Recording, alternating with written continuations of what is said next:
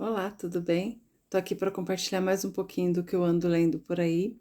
E o livro que eu trouxe de sugestão dessa semana, ele é um livro que para mim ele foi bem difícil de ler. Eu comecei a ler no ano passado, no meio do ano passado, e eu tive que dar uma pausa, né? Até falei isso no vídeo anterior sobre a obrigatoriedade de ler ou não um livro.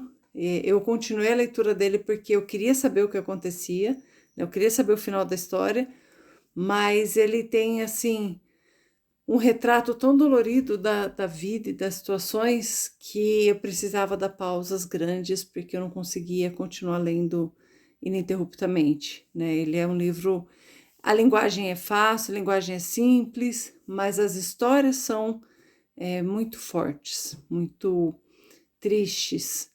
E aí eu precisava dar um tempo porque acabava me abalando emocionalmente.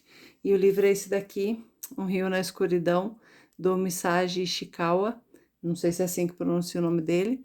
Esse livro veio pela tag, né? Pela assinatura que eu faço. E eu achei interessante o tema, e aí quando eu li a sinopse dele parecia muito bom, e é realmente muito bom, mas é um muito bom pesado, né? Ele conta a história dele, o autor, né, o Misaji, ele conta a história dele. Ele é filho de uma japonesa com um coreano da década de 40, se eu não me engano, né? E na década de 60 teve as promessas de voltem para a Coreia que tem uma vida melhor, tem um futuro melhor, e prosperidade, e riquezas. E aí a família dele vai para a Coreia, o pai dele era coreano, eles vão para a Coreia, ele tinha 12 anos quando ele vai para a Coreia do Norte, né? O pai achava que estava voltando para a Coreia do Sul, o pai dele é da Coreia do Sul, mas ele foi enganado e mandaram para a Coreia do Norte, e aí ele começa a contar todas as atrocidades que aconteciam, e provavelmente ainda acontecem, na Coreia do Norte, todas as dores e sofrimentos e todas as misérias que ele e a família dele passou, até que ele conseguiu atravessar o rio. Eu não vou me preocupar muito com spoilers, porque o começo do livro, o primeiro capítulo do livro, já é contando que ele está no rio, atravessando o rio de madrugada para conseguir refúgio fora da Coreia do Norte, né, na China, para conseguir voltar para o Japão. E a saga dele era de levar a família para o Japão junto com ele, de conseguir regressar com a família para lá.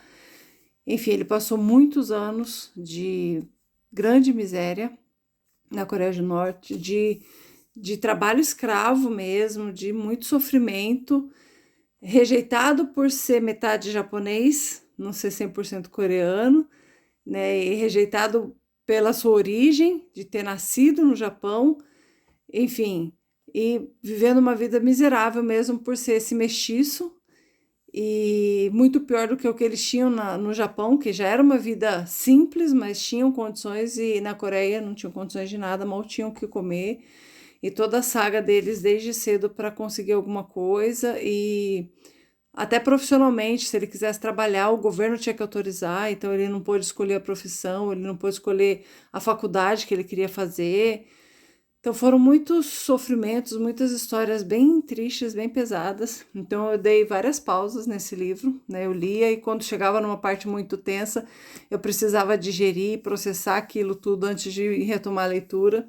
Demorei bastante para ler por conta disso. Ele é um livro pequenininho, curtinho, mas as histórias são bem densas, então eu acabei demorando.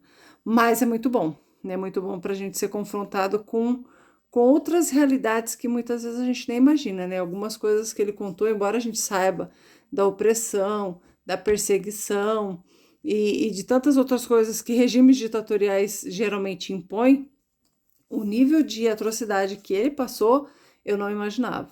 Né? Esse foi um dos motivos de eu precisar fazer as pausas, porque eu não imaginava que pudesse ser tão atroz, tão dolorido, tão, sei lá, tão esdrúxulo como foi.